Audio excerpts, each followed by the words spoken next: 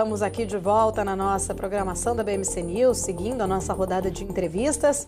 A gente recebe agora Écio Costa, economista e professor da Universidade Federal de Pernambuco. Bem-vindo, Écio. Muito obrigada pela sua presença. Bom dia, Paula. Bom dia, pessoal que acompanha a BMC News. Prazer estar participando novamente. Prazer é sempre nosso. Écio, esse final de semana o presidente Lula criticou o mercado novamente, dizendo que o mercado só fala bobagem, que ele vai vencer o mercado. Esta postura de confronto, na prática, enfraquece a confiança do governo? Na verdade, enfraquece a confiança do mercado no governo em relação ao ajuste fiscal? Até que ponto você enxerga, né, essa questão, se pode ou não, agravar a percepção de risco do Brasil? Bem, para a gente não falar bobeira, não falar bobagem, espero que ele vença sim o mercado, né? Que ele consiga convencer o mercado de que as medidas que vão ser anunciadas e que efetivamente sejam anunciadas venham a reduzir as despesas para que a gente possa atingir o objetivo do déficit zero, né, segundo o arcabouço fiscal, né, para esse ano e para o outro, né, para o ano que vem. No desse ano, acho muito pouco provável que isso venha a acontecer, né? A credibilidade do governo ela está muito balançada, principalmente pelos resultados que vêm sendo apresentados. Hoje pela manhã, o Banco Central, né, divulgou as suas estatísticas fiscais, né, para o mês de setembro, mostrando que o déficit ele só tem aumentado, né? No mês de setembro, você teve déficit fiscal de todos os entes, né? Tanto as empresas estatais, como os governos regionais e principalmente o governo central, né? No acumulado do ano, a gente está com 93,6 bilhões de reais em déficit. O déficit até caiu em relação a setembro do ano passado, o que ajudou para que a relação dívida-PIB caísse um pouquinho, caísse 0,2 ponto percentual em relação ao PIB, mas para um patamar muito elevado, né, de 78,3%, e com a previsão de que continue aí chegando muito próximo dos 80% até o final do ano. Haja vista que nos próximos meses é provável que esse déficit aumente, já que você tem até o final do ano maiores despesas, principalmente com pessoal, né, com pagamento de 13º dos que estão na ativa e também dos aposentados. Então, isso é o que realmente preocupa. Quando a gente olha o Boletim Focus, né, que foi divulgado também hoje, mostra já uma nova previsão do IPCA estourando a meta. O IPCA divulgado no acumulado dos 12 meses da semana passada mostrou que a gente já está acima da meta, e a previsão do Boletim Focus é que a gente permaneça nesse patamar, encerrando esse ano em 4,62%, ou talvez até mais alto que isso. Isso não anima o mercado, pelo contrário, né, a gente tem aí previsões de Selic chegando no seu ciclo, para encerrar o seu ciclo aí de aperto, já perto dos 13%. Então, assim, são muitas bobagens que o mercado vem falando, mas que tem um fundo por trás disso, né? Você tem toda uma preocupação com as despesas fiscais. Estamos aí nos encaminhando para um processo de dominância fiscal, né? Será que a gente não vai ter mais Selic alta que consiga controlar essa inflação? Porque você tem aí gastos muito elevados, tem um pagamento de juros muito elevado, porque a Selic já está no patamar muito alto, com juros reais de 7% ao ano. O que urge aí realmente é que o governo finalmente faça a entrega, né, desse plano de redução de despesas. Ele não vai trazer mais efeito para esse ano. A preocupação realmente é 2025, né, que a gente tenha uma condução de uma política fiscal que realmente leve a você atingir o déficit zero. E olhe que o déficit zero ainda tem uma banda negativa, né? Você pode ainda ter um déficit, mas que pelo menos não seja tão elevado quanto esse que a gente está vendo para esse ano. Écio Costa, sempre bom poder conversar contigo nesse processo, né, de talvez rusgas e conversas e tudo mais. Eu queria entender um pouco da sua percepção se o mercado efetivamente perdeu a paciência, né? Porque a gente tem visto, inclusive nessa sinalização que você trouxe de dominância fiscal, o mercado não financia mais o governo, ou tem pouco apetite pelo financiamento do governo, fica esperando e não dá nenhum tipo de sinalização de que qualquer movimento do governo, pelo menos falas, não vão convencê-lo, é preciso de atitude. Esse tempo, né, e essa crise de confiança, crise de credibilidade do governo vai continuar afetando, inclusive, a percepção do mercado? A gente pode ter dias ainda um pouco mais sombrios aí pela frente? Sim, enquanto não tiver o anúncio, né, do plano de redução de despesas, você vai continuar tendo uma credibilidade sendo corroída, né, pelo mercado. Esse é o maior problema. Quanto mais tempo se leva para anunciar uma política de redução de gastos, significa que internamente você tem uma briga muito grande acontecendo entre a ala que pretende adotar a política de redução de gastos com aquela ala que quer mais expansão fiscal. E isso é, a meu ver, o maior problema para você ir trazendo danos para a imagem do governo, até mesmo do próprio ministro Haddad, né? Se as medidas a serem anunciadas não forem convincentes, eu diria que a vida de Fernando Haddad como ministro da Fazenda estaria sendo abreviada, né, por conta da queda na credibilidade passada, né, por sua ala do governo.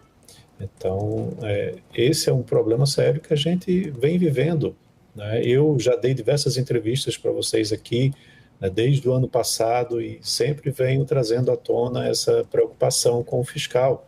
A gente tem déficits recorrentes acontecendo, né, que vão prejudicar muito a situação fiscal do país, a situação monetária do país, a credibilidade do país, o câmbio, gera uma bola de neve, né? E essas despesas, elas precisam realmente ser controladas para que você volte a ter um crescimento mais sustentável da dívida e da economia.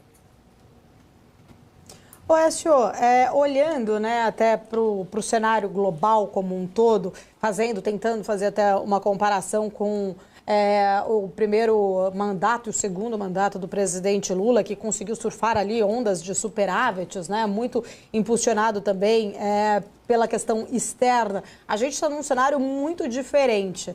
Tanto olhando ali, né, para as principais economias, ainda com juros muito atrativos nos Estados Unidos, ainda mais com a vitória de Donald Trump, com uma política mais protecionista, trazendo uma leitura ainda assim, né, mais de inflacionária, talvez, ali nos Estados Unidos, que deve talvez deixar o Federal Reserve num território mais contracionista por um período um pouco maior, e ainda assim a gente tem uma demanda mais fraca da China. Como que, se o Brasil não fizer esse dever de casa, né, de olhar ali para um corte mais estruturante das contas públicas, sem esse ajuste fiscal mais sério interno, não dá para contar com o externo. Qual é a saída? Como você enxerga, de fato, os próximos anos para a nossa economia? Então, os governos Lula 1 e Lula 2, a gente realmente surfou, né, uma onda de prosperidade interessante, puxada pelo mercado internacional. Essa foi a época que a China crescia 10% ou mais e que a gente conseguiu crescer muito em termos de balança comercial, de saldos positivos da balança comercial, que foram montando as reservas internacionais que nós temos hoje e que trouxeram uma maior estabilidade, né, macroeconômica e internacional para o Brasil.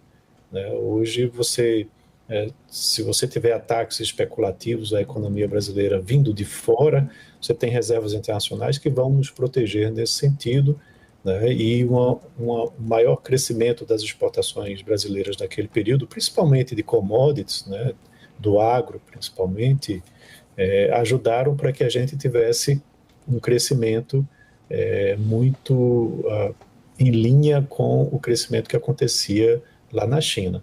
A situação agora realmente é diferente, você tem uma China desacelerando, você tem um conflito comercial entre Estados Unidos e China que pode impactar a China e, consequentemente, o Brasil.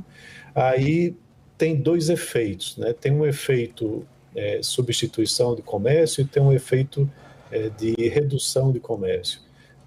Se o Trump realmente pôr em prática a tarifa de 60% em cima de todas as exportações chinesas para os Estados Unidos, isso vai trazer uma redução forte na atividade econômica, principalmente o setor exportador lá da China. E aí, reduzindo essa atividade econômica, a China vai demandar menos insumos agrícolas, minerais, combustíveis, que o Brasil tende a oferecer, né? Hoje, a China detém 30% das exportações brasileiras, ou seja, quase 1/3 do que a gente exporta vai para a China, e é basicamente soja, minério e combustíveis, e isso tende a ser impactado diretamente. Por outro lado, essa medida protecionista do Trump pode também vir a trazer esse efeito de substituição de comércio que eu mencionei. Os Estados Unidos impondo barreiras comerciais à China e outros países, como Trump disse que vai fazer, inclusive o Brasil, esses países vão retaliar contra os Estados Unidos, isso é um processo natural, e pode abrir novos mercados para os produtos brasileiros. Então, talvez isso tenha um lado positivo, né, no final das contas, para ajudar o comércio internacional brasileiro. Porém, ele talvez não seja o suficiente para substituir esse efeito de redução, né, de todo o comércio internacional. O que Trump está querendo fazer foi feito lá em após 1929, 1930, com as leis tarifárias Smoot-Hawley, onde o comércio internacional praticamente parou na década de 30. Isso foi muito danoso para a economia mundial. A partir daí, várias iniciativas aconteceram dentro dos Estados Unidos para que você tivesse um processo de redução de tarifas e o comércio voltasse a crescer. Então, eu tenho sérias preocupações com relação ao mundo como um todo desacelerar a partir de maiores tarifas que sejam impostas pelo governo Trump. Acredito que isso na prática não deva acontecer, porque você tem muito aquela questão de discurso e prática, né? Quando você está tentando se eleger, você termina oferecendo, né, mais do que é possível ser utilizado. E ainda você precisa discutir isso também a nível de Congresso, a nível de Senado, para que essas leis possam ser postas em prática. Vai ser muito danoso para a economia americana, inclusive, porque vai gerar inflação lá, e aí chega nesse outro ponto.